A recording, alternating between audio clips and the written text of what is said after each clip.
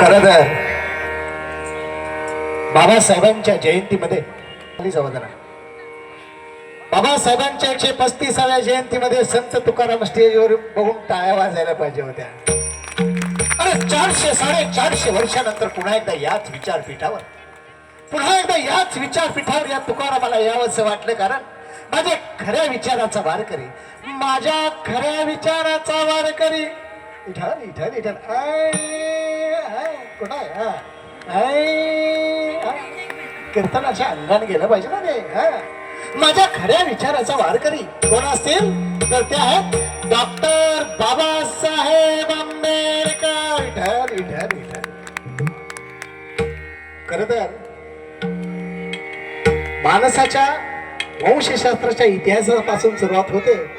गडबडीत डायरेक्ट संतांच्या इतिहासाला सुरुवात केली.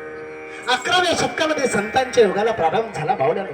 आणि पहिले संत बसवांना संत बसवेश्वर काय म्हणतात, वेदावर खड्ग चालवीन पुराणाचे नाक कापीन तर्काच्या बेड्या घालीन अगमना. पहिले संत बसवेश्वर बसवांना काय म्हणतात, वेदावर खड्ग चालवीन, वेदावर तलवार मारीन, पुराणाचे नाक कापीन, पुराण वाचू नका, पुराणाच्या पानावर तुमची आबरू लुटली वाचू नका.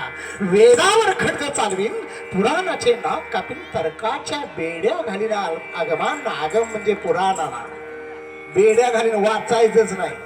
आणि म्हणून 11व्या शतकामध्ये 350